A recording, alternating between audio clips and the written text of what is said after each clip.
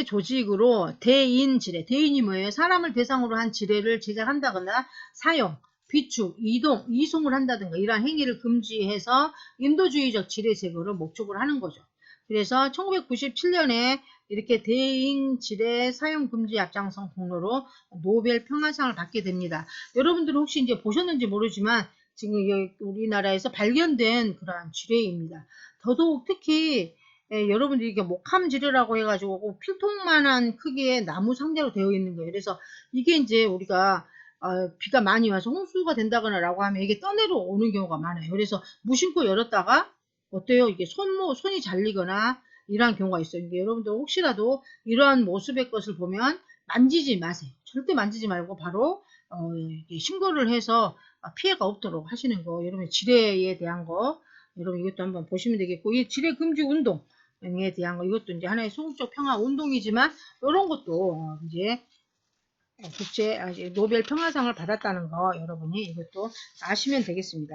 그리고 이제 2004년에 여러분 또 이분도 아실 거예요. 여러분 케냐의 환경운동가에서 왕가리 마타이라고 해가지고 정말 아프리카에서 뭐 많이 배운 분이 얼마나 계실 거라고 했지만 정말 이분은 정치가이고 환경운동자이고 아프리카 흑인 여성으로 처음으로 노벨 평화상을 수상한 분이에요.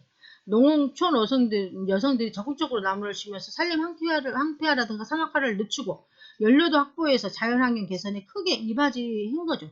그래서 이분이 한 그린벨트 운동은 지금 1977년부터 2000년까지 나무가 3천만 그루를 심어서 아프리카 국가들의 민중운동에 커다란 영향을 주었습니다. 여권의 권리 신장을 위해서 많은 노력을 했었고요. 지금은 암으로 이제 돌아가셨지만 이렇게 했었던 분도 역시 정말 세계를 위해서 노력했던 분, 그래서 세계 평화 여기도 노벨 평화상을 받았다는 거 여러분이 보시면 되겠고요. 그 다음에 이제 2015년 여기 보시면 2015년에 티니지 국민사자 대화 기구라고 해가지고 이것은 뭐냐라고 하지만 이것은 티니지의 시민사회단체의 연합기구로서 2011년에 제스민 혁명이라고 해가지고 티니지의 다원적 민주주의 수립에 기여한 공로로 2015년에 노벨 평화상을 이렇게 수상을 했습니다. 이러한 것은 정말 티니지라고 하면 여기 보면 이게 민주화가 붕괴되고 내전 위기에 처했을 때 평화적 대한 정치 체계를 제안을 했어요. 정치적 신념이나 종교와 상관없이 기본권을 보장하는 새로운 헌법 체계를 만드는 실마리를 제공하고 다원적인 민주주의 체제를 구축하는 데 기여한 공로를 받았습니다.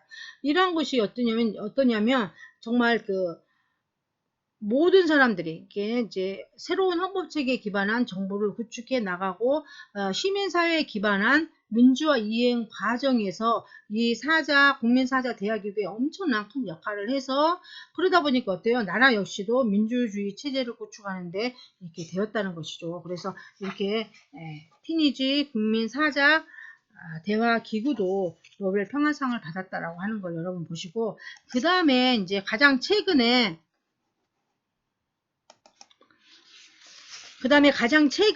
이렇게 노벨 평화상을 받은 국제기구를 보면 이것은 핵무기 폐기 국제운동입니다. 이거 2017년에 노벨 평화상 수상자로 선정이 됐습니다. 이건 뭐냐면 120개국이 참여한 유엔의 핵무기 금지 조약을 봤잖아요. 그죠? 금지 조약을 이끌어낸 유엔 산하 기구로서 전 세계 핵무기로 인한 위험성을 알리는 한편 핵무기 없는 세계를 위해 노력을 해온 거죠. 핵무기 폐기 국제운동은 일본의 원폭 피해 사례 등에 대한 전시는 물론 지난 2015년에 국회의원 회관에서 한국 SG와 공동으로 전시를 열었어요. 그래서 이 SGI라는 단체가 핵무기와 인류, 환경 및 인권에 미치는 부정적인 영향을 보여주는 인식을 해서 그런 전시를 개최하고 히로시마와 나가사키의 원자폭탄 피해자 직접적인 증언을 출판하고 군비, 축소 교육을 위한 노력을 이어가는 데 전념하고 있는 거고 2017년 당시 SGI가 핵무기 폐기 운동 활동을 한 지가 60년이 된 해였는 거죠.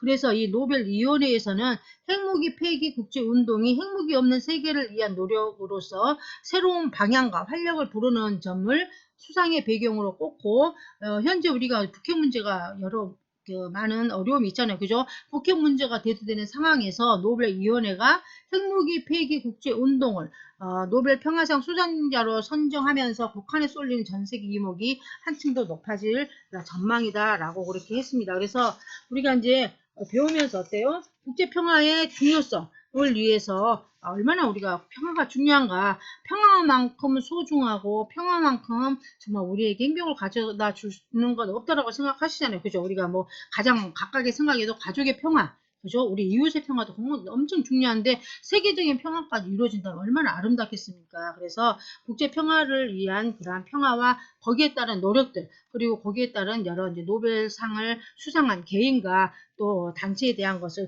오늘 배웠고요.